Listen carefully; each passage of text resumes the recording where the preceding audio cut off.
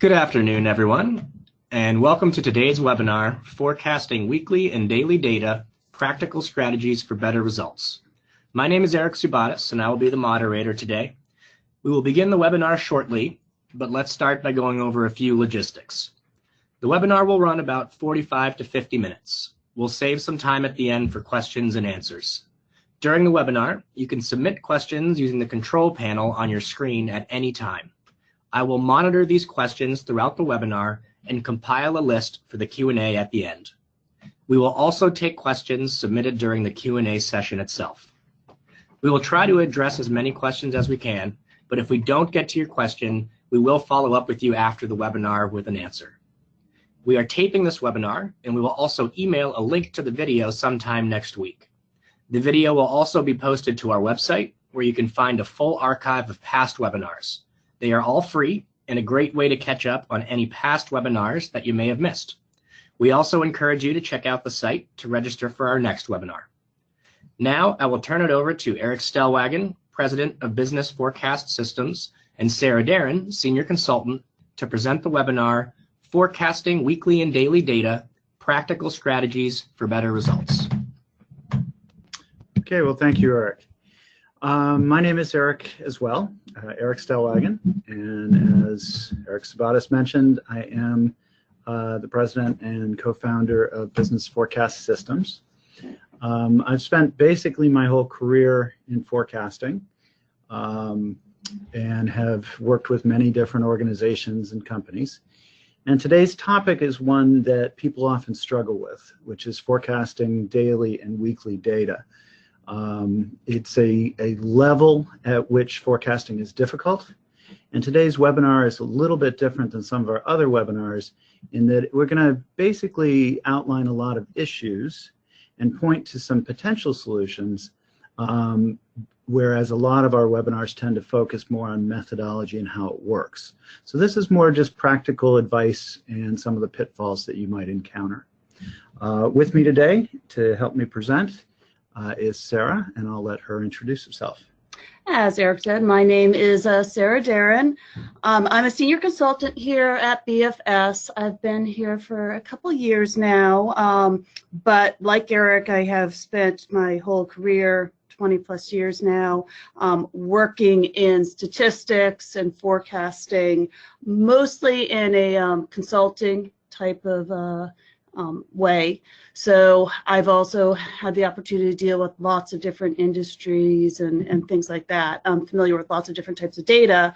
Most of my career has actually also been focused on working with weekly time series data. So that should be helpful.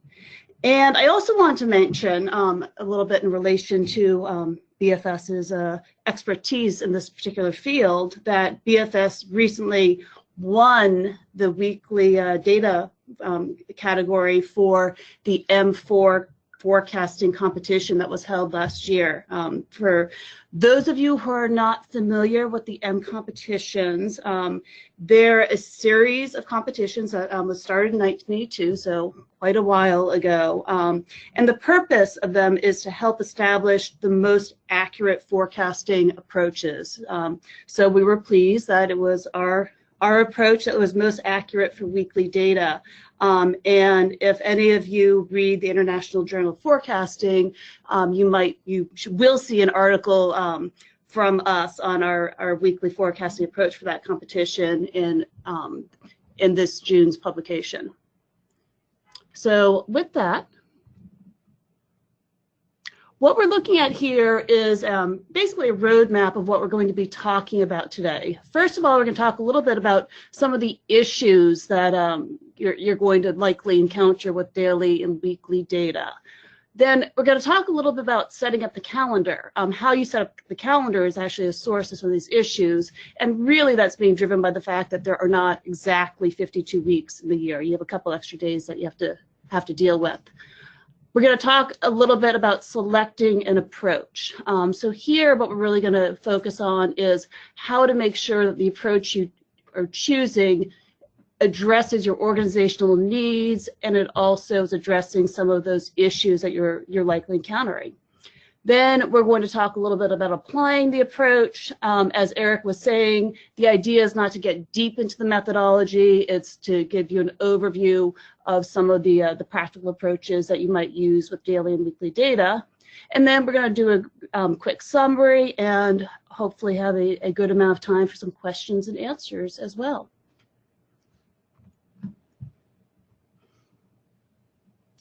So when we think about the issues that you might have with daily and weekly data, one of the big ones is forecastability. And what we mean by forecastability is the ability to actually create a statistical model at the daily or weekly level. And the problem at this level is that you're frequently going to have low volume, noisy data, which is simply difficult to forecast. So if you think about it, usually when you're analyzing sales data, you're starting out with a transactional database and you're aggregating it up to some level for analysis.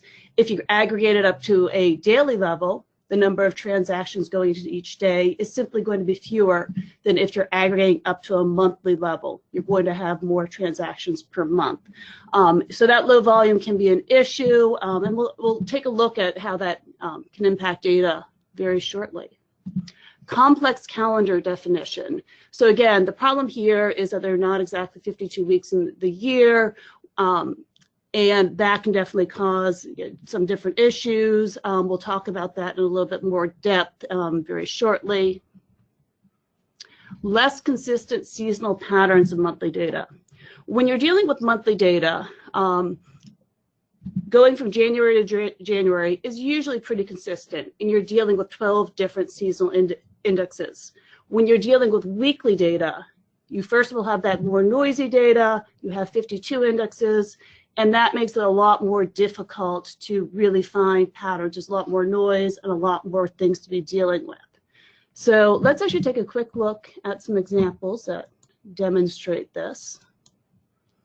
So what we're looking at here is sales of cans of beer, and this is US data. And when you look at it, it's pretty clear that there's a very consistent seasonal pattern. So in the winter months, so right around January, February here, sales are low. In the summer months, sales increase substantially. And when we look at this data, we don't see a whole lot of ups and downs going from one month to the next. And if we ask ourselves, what is the best month for beer sales, there's a pretty clear answer to that. It's this peak right here, which is July. And it's happening in July every year. You can even see this little dip after July, August, and September is consistent every year. So you're seeing a lot of consistency in the seasonality from one year to the next. Now let's look at the exact same data. So this is coming from the same transactional database, but now we're looking at a weekly aggregation. So you can still see this very clear seasonal pattern where you're going down in the winter months and up in the summer months, but you're seeing a lot more ups and downs in the data as you move along it. So that is what we're talking about with the noisy data, that it's just, there's a lot more variability going on. And with the monthly data, it was easy to say, what is the best month for beer sales? And that was July. Here, as we look at it, if we ask the question, what's the best week? In 2010, it was week 27. In 2011, it was week 27. And then in 2012, it was week 28. So it's changing a little bit as we go across time. As a reminder, we're looking at US weekly beer sales here. And really some of the key drivers of those sales in the summer months are the US holidays. So what we have here is you have Memorial Day, you have the 4th of July, and you have Labor Day, which is actually it's probably this one over here. And those are big times for beer sales. People are getting together and drinking a lot of beer. So the reason that peak is changing from week 27 to week 28 as we go from 2011 to 2012 is that when the 4th of July is falling is changing from week 27 to week 28. So those inconsistencies are often going to be driven by those movable holidays themselves. So if we go back to the presentation here, that covers this next point, that holidays are often going to be moving across weeks and leading to inconsistency. Another problem that you're likely to encounter with daily and weekly data is complex seasonal patterns and very often multiple cycles.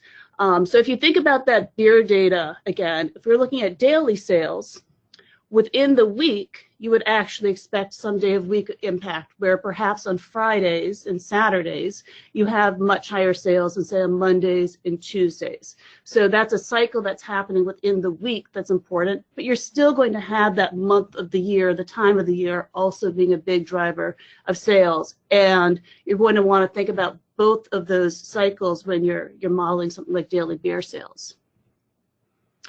And finally, because of these various issues that you're likely to encounter, you're likely to find that automatic methods and pure time series approaches are not going to work that well for daily or weekly data.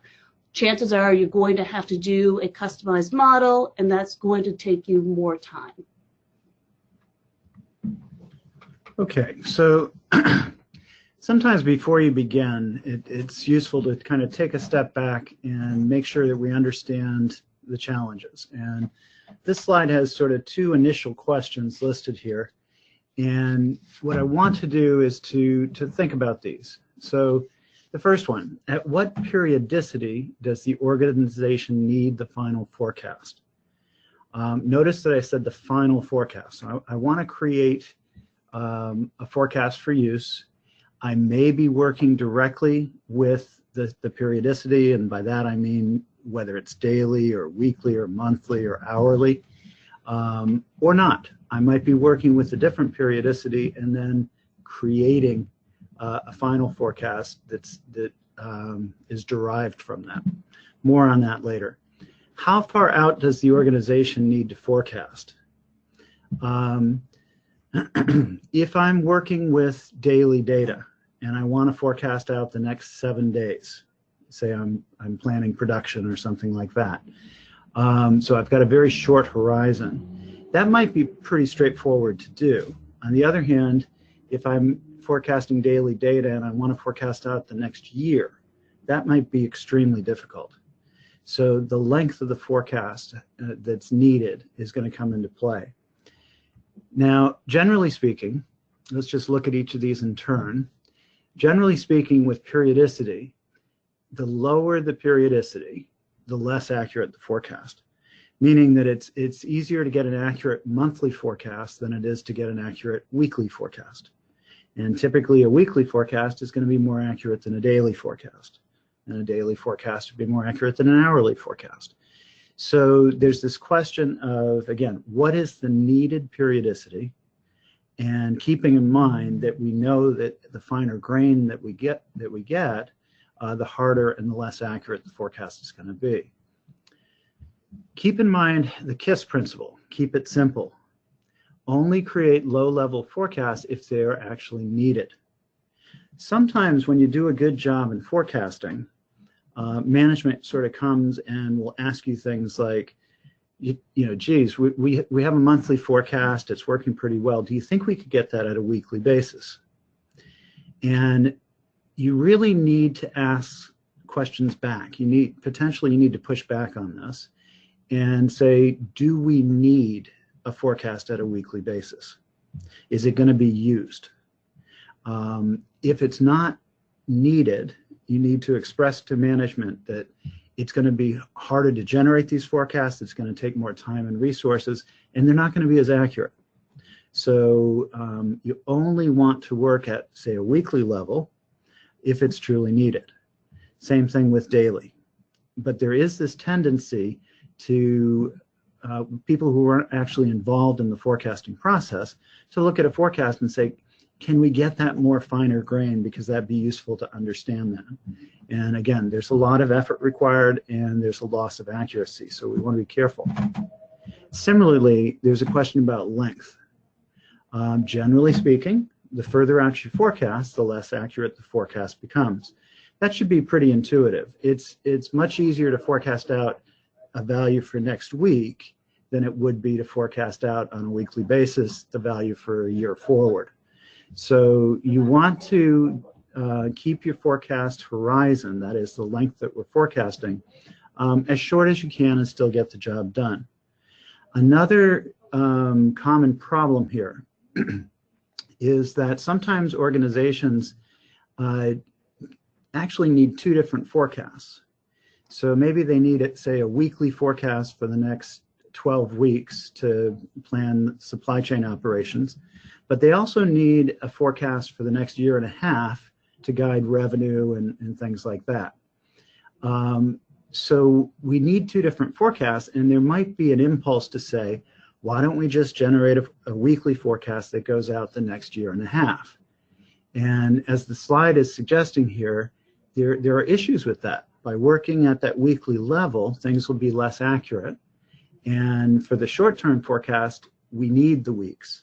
But for the longer-term forecast, if the weeks are not strictly needed, then we'd probably be better off looking at two different forecasts.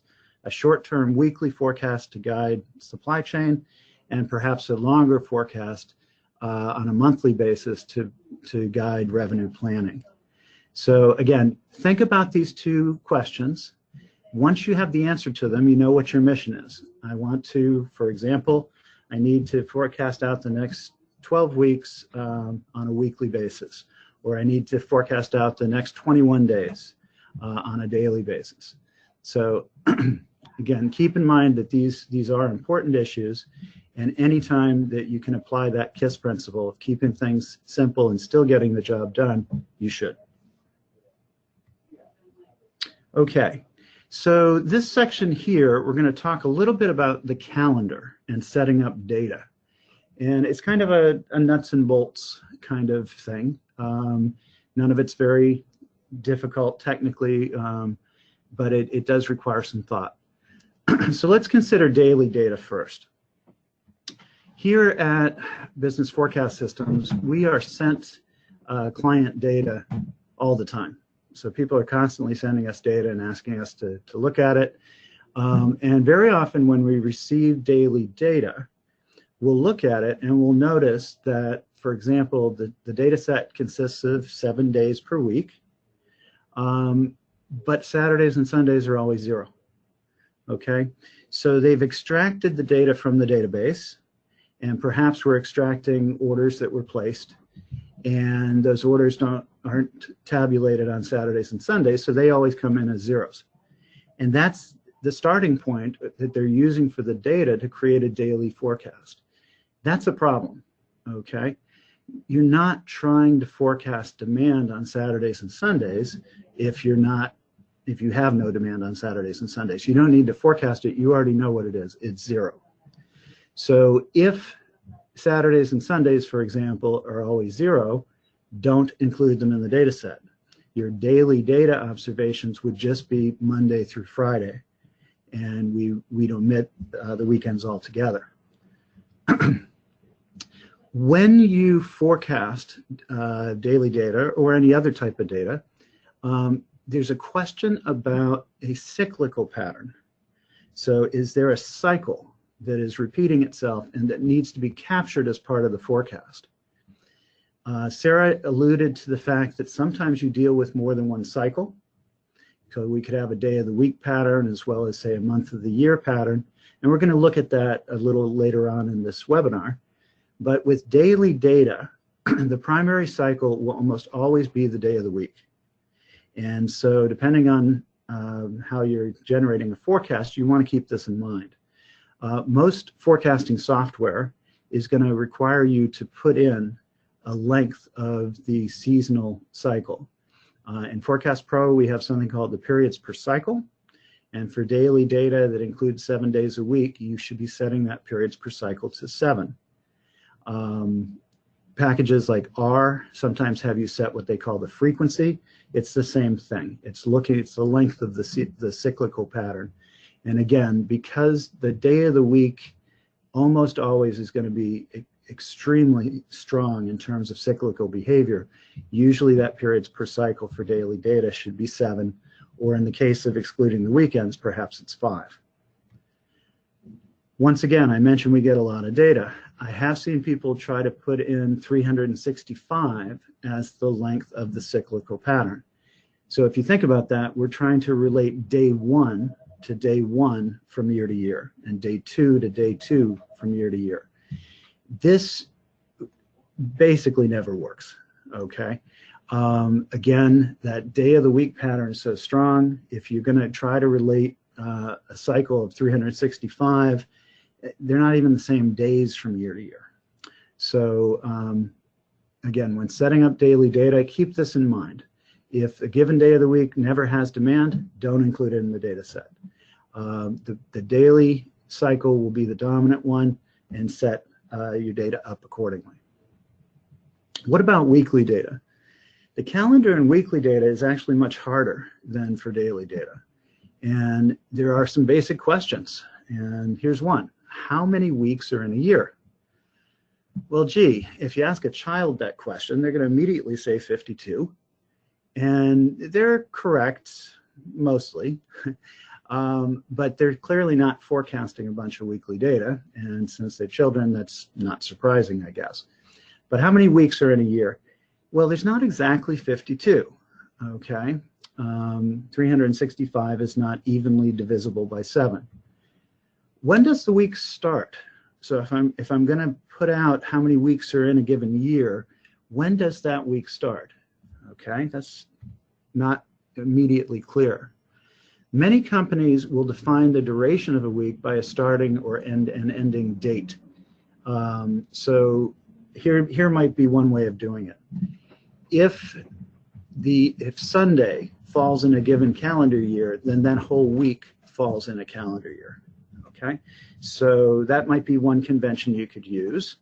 And let's just think about that. So here's the calendar for January of 2019 and for December. If our convention says that the first Sunday marks the beginning of the first week, then in 2019, my weekly data set will begin with this week of January 6th, okay? And that means that the preceding week, which actually had 5 days in 2019, would be the last week of 2018, okay? But again, you can see that that convention is going to guide what weeks fall in which years.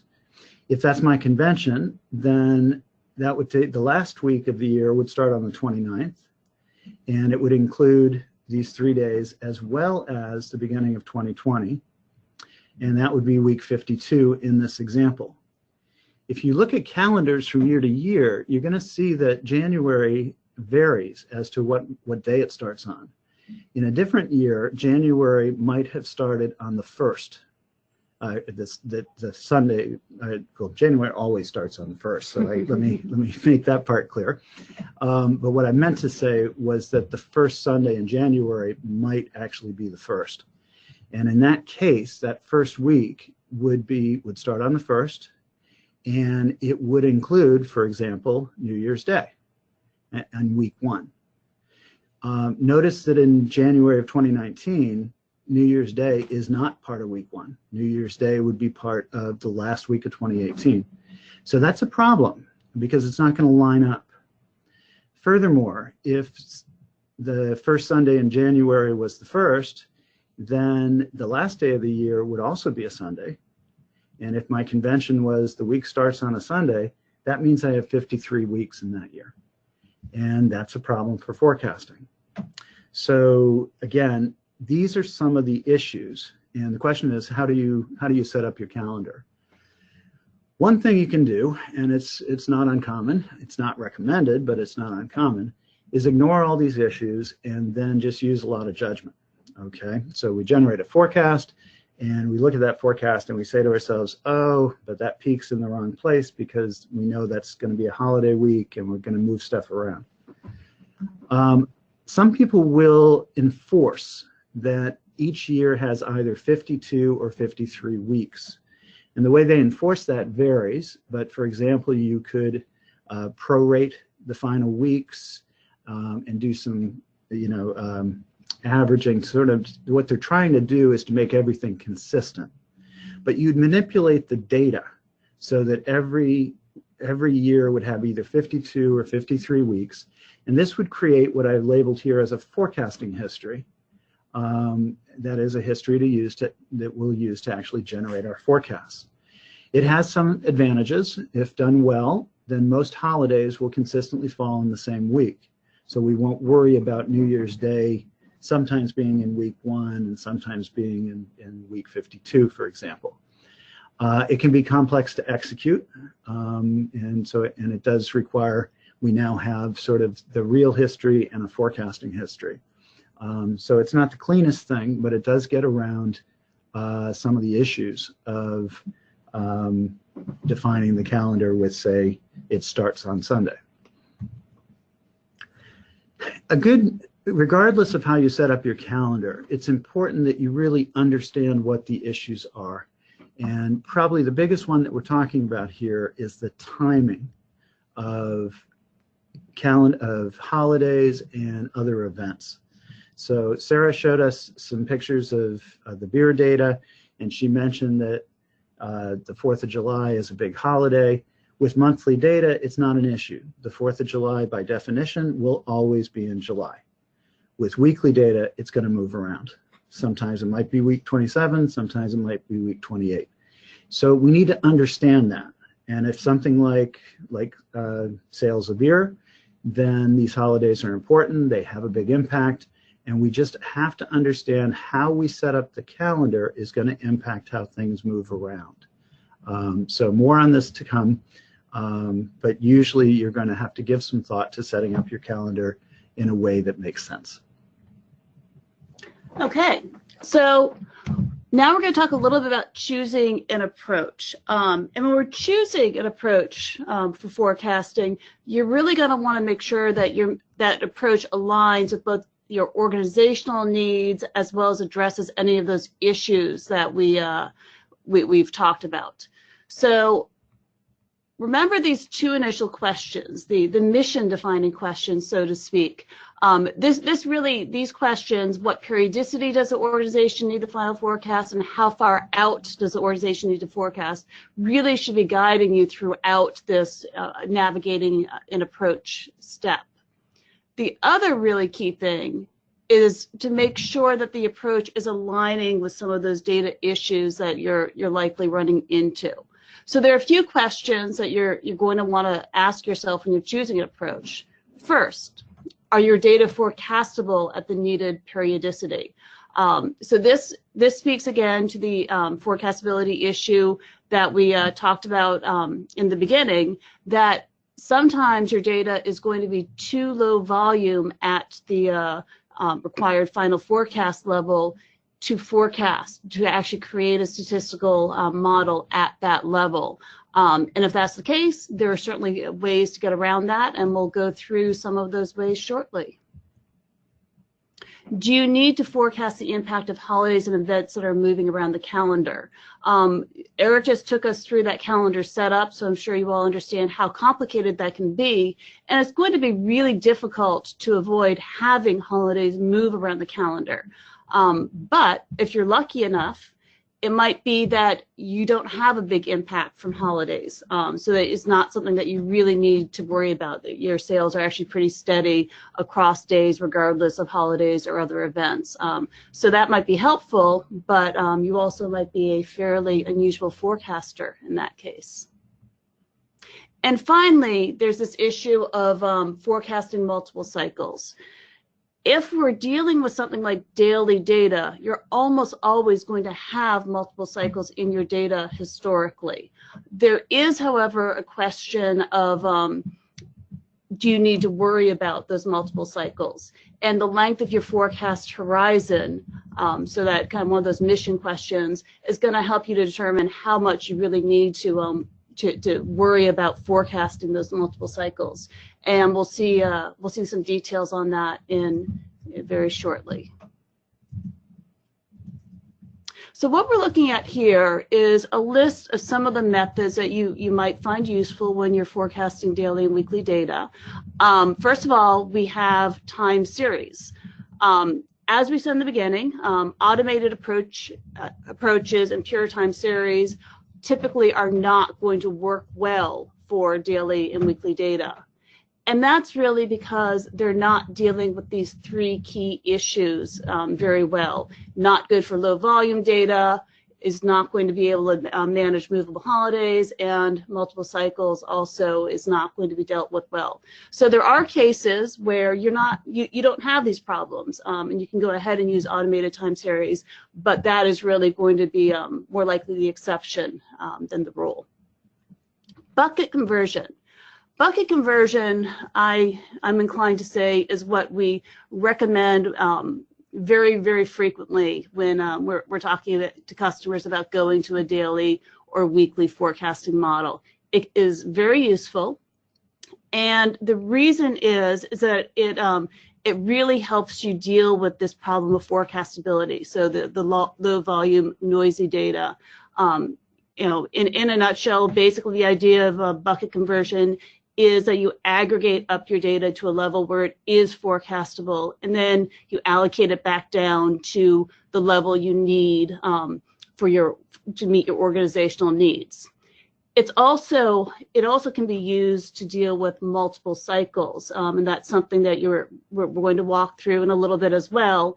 In regard to movable holidays, we have this little warning sign here, and that means that yes, it can potentially deal with movable holidays, but what you really need to do is you need to make the right model choices within your bucket conversion approach. So it definitely is flexible in that way, but you want to make sure that the underlying model can also deal with movable holidays.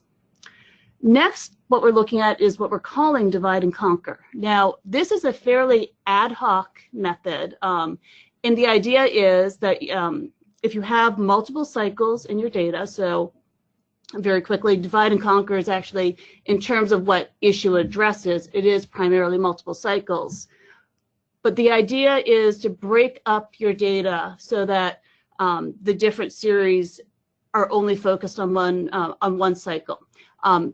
To make that a little bit more clear, for example, if you have daily data, you could separate it into 7 different time series, where you have one model for Mondays, one model for Tuesdays, and so on. So within each of those models, you really only have to worry about the time of year cycle.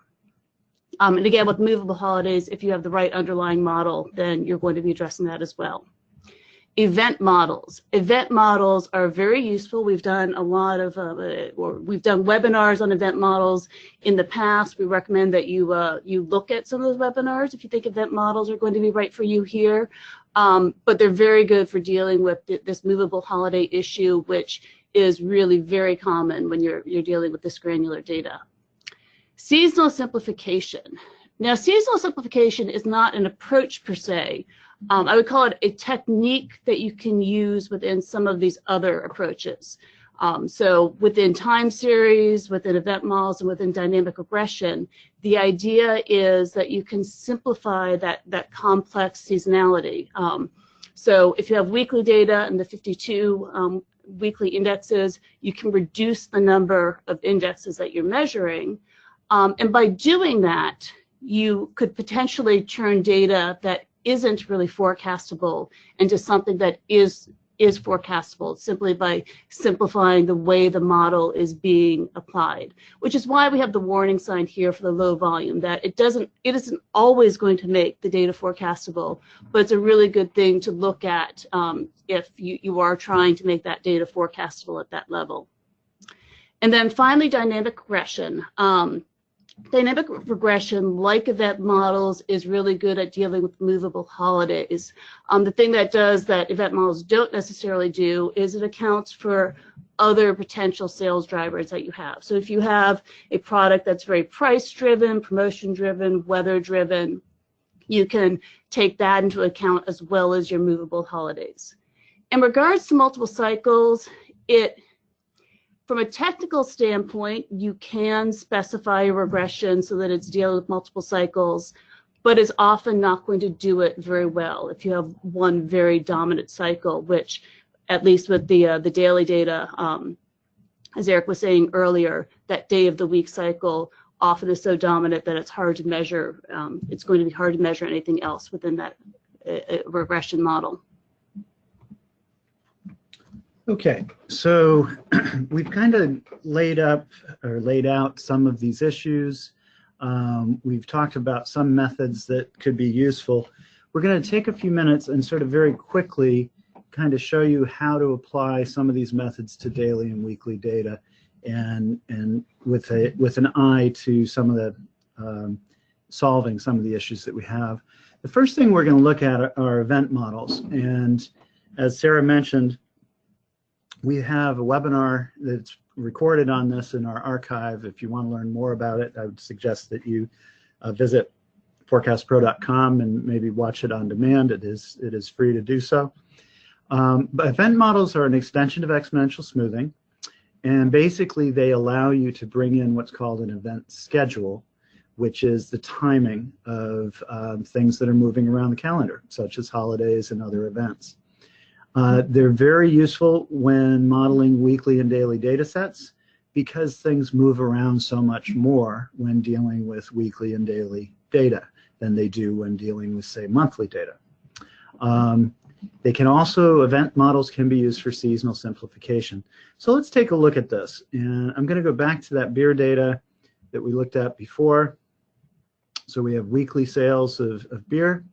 And first thing I'm going to do is just generate a forecast for it.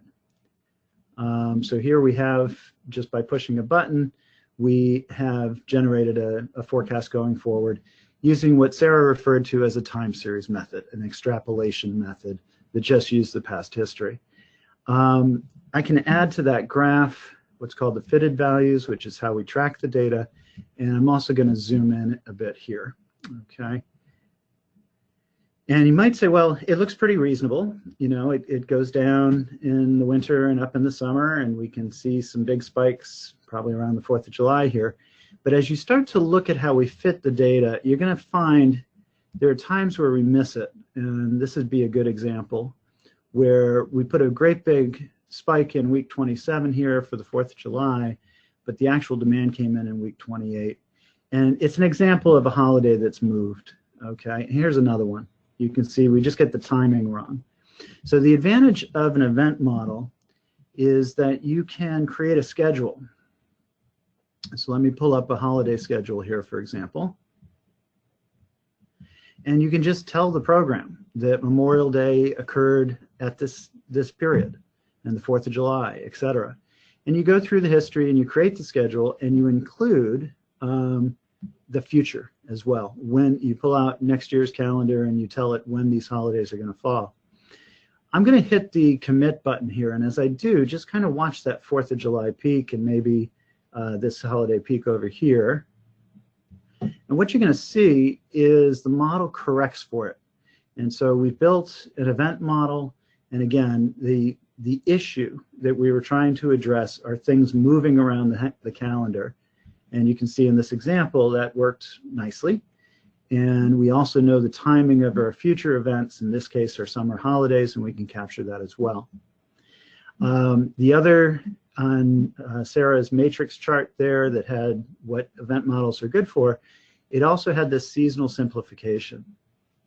And without, again, going into too much detail, you might look at all of this up and down that we have from week to week and say, do I believe it? In other words, do I believe that the beer sales, all of this is being driven by the seasonal component? And do I believe that in, week 6 to week 7, we go down, week 8, we go down, week 9, we go up, then we go down, then we go up, then we're flat? In other words, do I really think that there is this much variation in the data? Or is the seasonal pattern more we sell more beer in the summer and we go down in the winter? So you might envision something smoother than this. And if you use a seasonal simplification model, which you can do using events, you can get at this. And so I'm going to, again, bring up one where I've defined a seasonally simplified seasonal pattern. And you can see the forecast is much different now. And it simply goes down in the winter and up in the summer. I probably want to actually combine that with our holidays. So let me put those in as well. And this is what you might call a seasonally simplified forecast for a weekly data set that also includes movable holidays. But the idea is that these 3 peaks are for the holidays, and the seasonal pattern basically is modeling a monthly view of a seasonal pattern, but using weekly data. So again, the webinar is really not meant to explain exactly how event models work.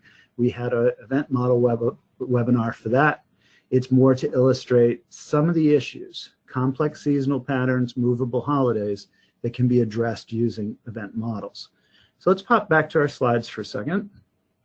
And again, look at, we have a slide on seasonal simplification. We've done this largely by example, but what it's getting at is complex views of the seasonality and trying to simplify them.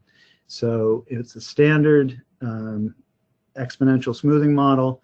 We have 52 or 53, as the case may be, seasonal indices. And by basically simplifying it, building a monthly seasonal pattern for weekly data, we can get often a better performing forecast for that.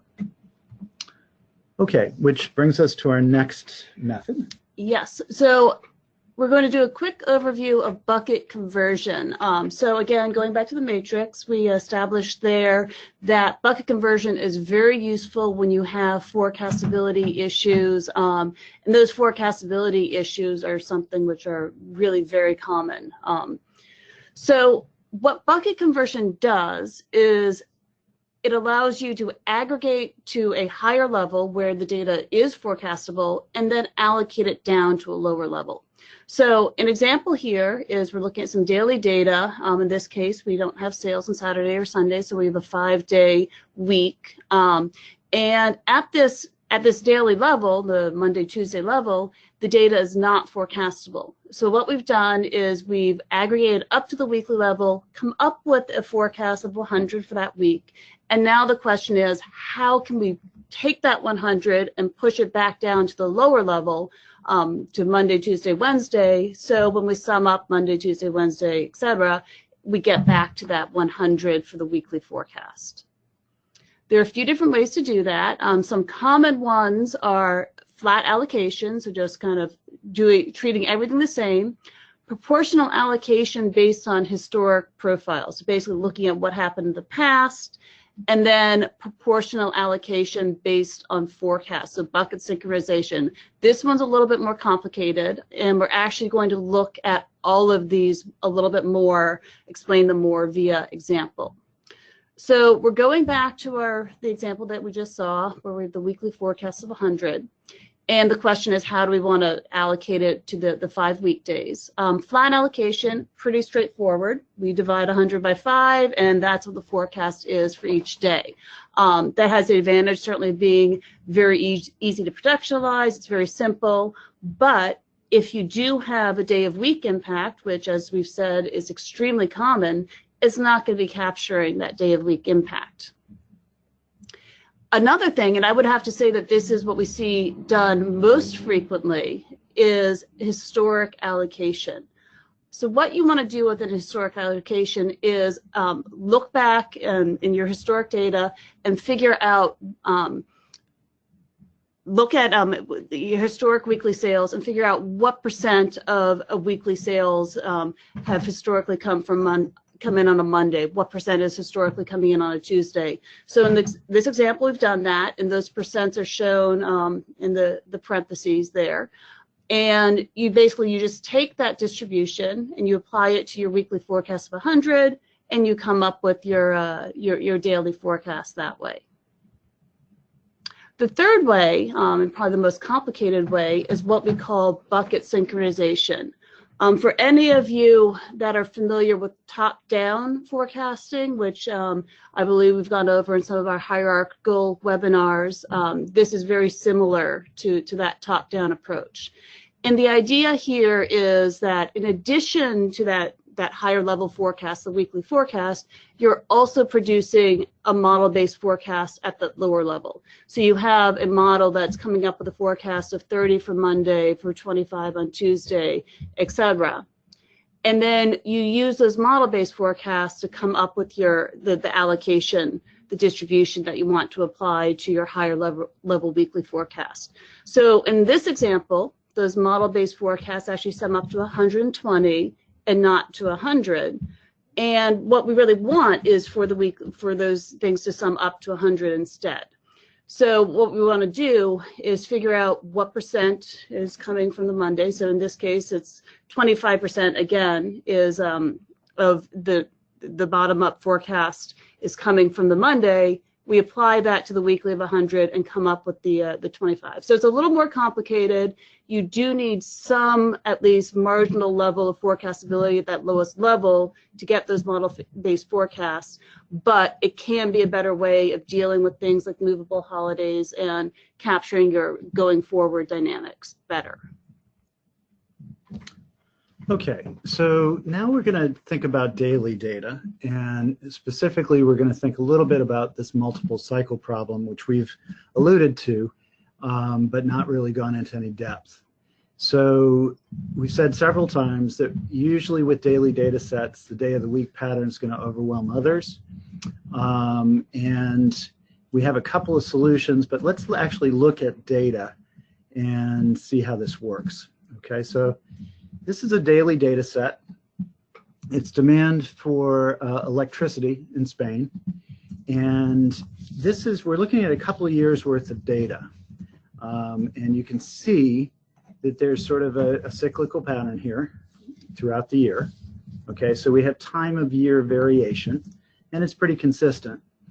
If we zoom in a little bit, so this is the same data, I'm just taking a little closer look at it. What you can see is there's a 7-day pattern, and this is the day of the week pattern. It's very strong.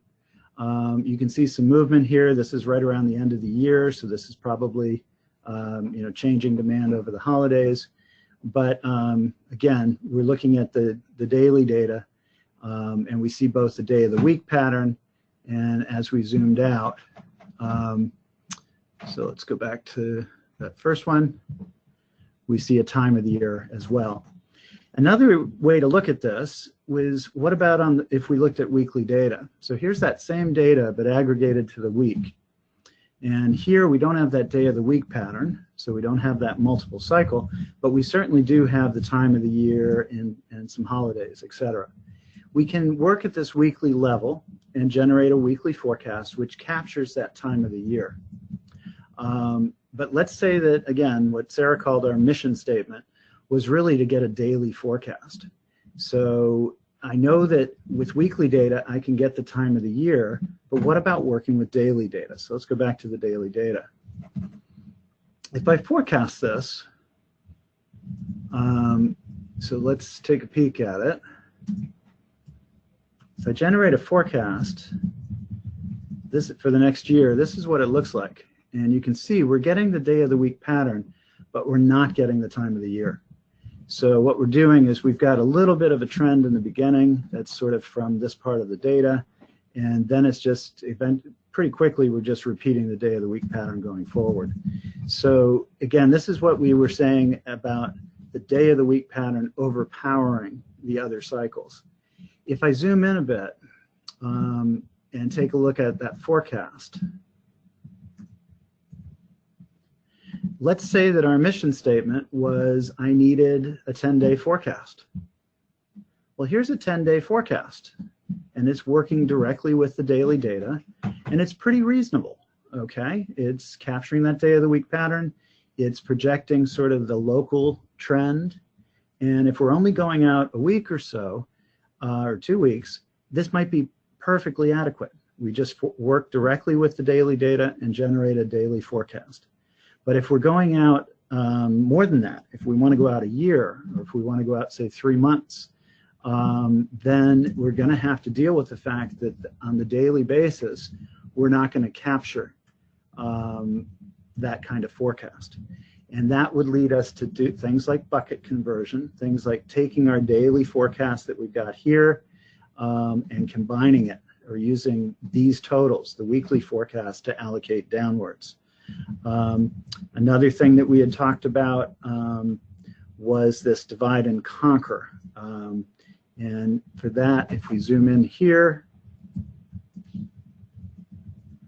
the concept is, what if we take this series that consists of 7 days, Monday through Sunday every day, and break it into 7 different data sets, one which is only Sundays, and another which is only Mondays.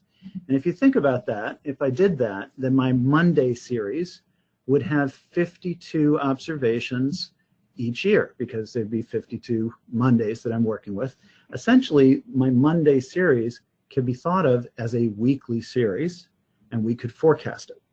I forecast Tuesdays separately, Wednesdays separately, and then combine all those forecasts to get what I really want, which is the daily. So again, things like divide and conquer and bucket conversion, can be done, and very often with daily data, these are useful methods. Okay, so I'm going to give this back. The slide just documents what we've gone over already. Yeah. So for dynamic regression, really the advantage of dynamic regression is that it allows for the introduction of explanatory variables. So if you have daily or weekly data where you have important sales drivers, dynamic regression is often going to be the way that you want to go. It can also help you handle moving holidays, seasonal simplification, and things like that, using a type of explanatory variable called dummy variables. And underneath all of this, basically the dynamic part of dynamic regression is very similar to a time series arima type of process. And at least Forecast Pro allows you to automate that process, which means that applying a dynamic regression across multiple items is more doable, not quite as customized as it might otherwise be. But let's actually jump to an example, which might make a lot of these things a little bit clearer. So what we're looking at here is weekly sales of kids cereal, and we have 3 SKUs here. What we're looking at first is Boost Crispy Treats. So what you really notice when you look at the data here is that you have a lot of these very big spikes happening. So you have a big spike, and then typically you're coming back down to this pretty consistent baseline level. So when you look at it, you don't necessarily see seasonality, you really just see these weekly spikes. So by default, the way that Forecast Pro is going to forecast a series is using expert selection, so our automated approach. So let's take a look at what is happening there. And I'm going to add in our fitted chart, and we can take a look at the forecast report here. But the red line is now showing us what the our pure time series approach is for fitting historically and forecasting going forward when we use that automated approach. So let's take a look at the forecast report here. And what we can see is we're using expert selection is going to exponential smoothing with no trend, constant level, and additive seasonality. You can see all these complicated indices down here. So we have the 52 different seasonal indexes. The one that really stands out is this one in week 48, 7,000, which is pretty much saying, your sales in week 48, you expect to be 7,000 higher. So basically what the automated approach is doing is assuming that all of these spikes are driven by seasonality and not something else. But if we look at that week 48, which is right here, I take my word for it, it's week 48. And over here, you also have the big spike in week 48. But if we look at 2016, week 48 does not have that spike. We're predicting the spike because we're assuming that it does happen every year, but it's not happening every year. So in all likelihood, it's actually driven by something other than seasonality. So if you, like me, are a frequent purchaser of kids' cereal, you probably are also very price sensitive when you go to the shelf and make your decision. There's a handful of things your kids like. You, out of that handful, you buy the one that's on sale. So my suspicion here is that these spikes are more likely due to price than some type of seasonality. So given that, we've already decided to include price as an explanatory variable. And let's actually just take a quick look at a graph of price versus these sales. And what you can see is these spikes really are happening right when you have a big price drop. So price is clearly a big driver, and it's important that we actually account for that in our forecast. So let's go ahead and apply our regression model here. So what we've already put together is a price and promotion model with some holiday impacts in there as well. And I'm going to go back to the fitted chart. And what I really want you to notice is now the fitted line is really aligning well with the historic data. And if we take a look at our model, and one of the things I actually didn't do was I didn't look at the MAPE before we switched models, but having looked at this previously, I can assure you it was 47% when we had the exponential smoothing model. And we've taken the MAPE down from 47% to just about 13% by using this regression model instead of the automated time series model. And what the other thing that we can quickly do here is if we apply this modifier across the other items, you can actually see that this particular model is fitting the other items as well too, without any customization to that particular model specification. So with that, I think we're going to quickly summarize. Sorry. Okay. So we're cutting to the end of our webinar, so it is time to summarize.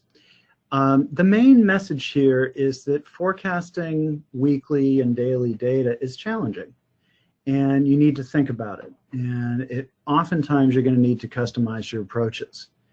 How you set up your data is important. This question of if I'm working with daily data, do I include days where there's no demand? Generally speaking, no. How do I define the week, etc. Event models and regression models can be used to capture holidays and other events that move around the calendar.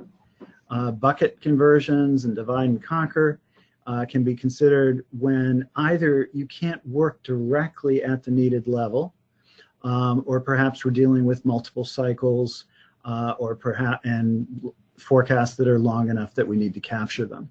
So again, the main message here is think it through and organize your data accordingly, and consider what methods are going to help you capture some of the challenges that can be encountered when working with daily and weekly data.